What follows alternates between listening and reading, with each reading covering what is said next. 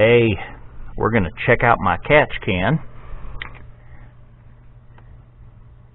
It's been about 300 miles that I've driven it since I put it on.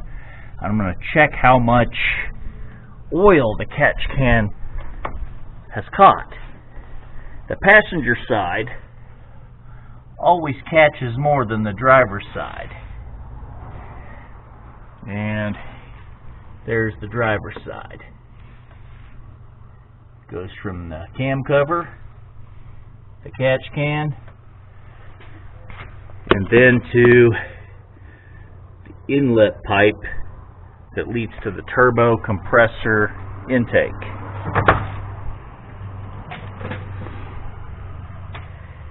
Passenger side goes from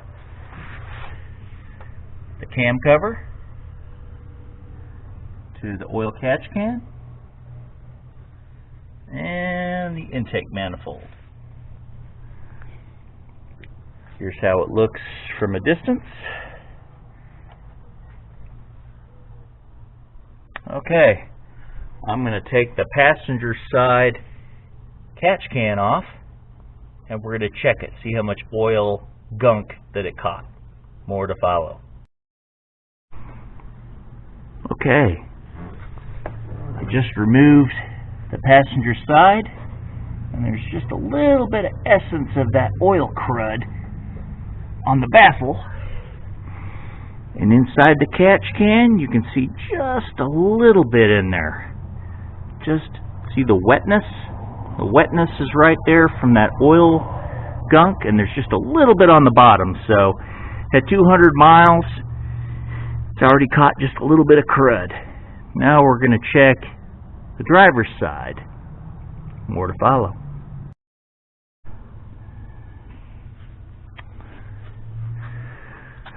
Okay, I've got the passenger side can apart. You can see there's just a little bit of brown, just a little bit of browning on the baffle there. Not much. And so far, 200 miles, it didn't catch any oil, but I bet around 1,000 miles. That one will be about quarter of the way full, and this one will probably be just a little bit on the bottom. So, two ways to empty it.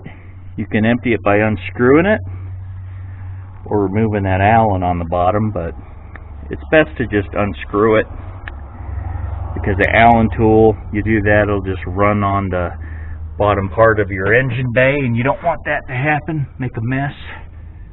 So the catch cans are working great, and I used a very strong type of hose that's hard to collapse, and that's the kind of hose you need. You need a hose that can handle and withstand vacuum pressure so it will not collapse, especially under manifold vacuum, because if it does, your oil blowby will get blocked, and you'll get oil smoke out the tailpipe and make a big mess inside your turbochargers and your combustion chambers, foul your spark plugs. It'll just be ugly. So it's best to have your oil catch can using like a transmission oil cooler line. That's like some of the best you can use, and you can locate these oil catch cans wherever you want. I have mine here, but you could put them here or by the battery or put them closer to you if you like. I just picked a location back there and here, and I used the bolt that was already there to mount my catch can, and I used this bolt that was already there and used the nut that retains the top engine cover, and I don't use the top engine cover. You don't need it.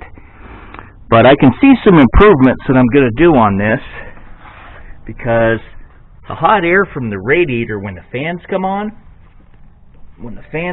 right there, blows right onto the intake tube after the intercooler. So the intercooler just did all that work to cool the air the boosted air, and then it goes and gets 200-degree radiator air blown right on it, and that's been warming my intake manifold temperatures. When the drive is around an hour, you start to see the intake temperature, the manifold temperature climb, because all the hot air from the radiators, which is over 200, is blowing right on that intake tube. So what I'm going to do to fix that is I'm going to get some heat shield that I took off the hood, cut a piece, and block right in front of that intake tube right there, so the hot air doesn't blow right on the intake tube, which will keep my intake temperatures much cooler. So there's kind of a few purposes of this video, just to give you a better view of my catch cans, how they work, and let you know what I'm planning to do to improve the cooling on my intake manifold. Because right there, that little intake tube, air from the radiator blows right on it. Air from the radiator blows right on it from the fan, and it's well over 200 degrees, and that's pretty much what it consistently stays at when you're on a drive for about an hour. So, well, hopefully you liked the video. So far, so good. The average fuel economy I had during my about 220 miles of driving, I averaged about 19.5 miles to the gallon, which isn't bad considering I hit the gas quite a few times to accelerate, but that's not too bad. Well, I hope you guys enjoyed this video. Please like and subscribe and share with your friends. And remember, mad boosting.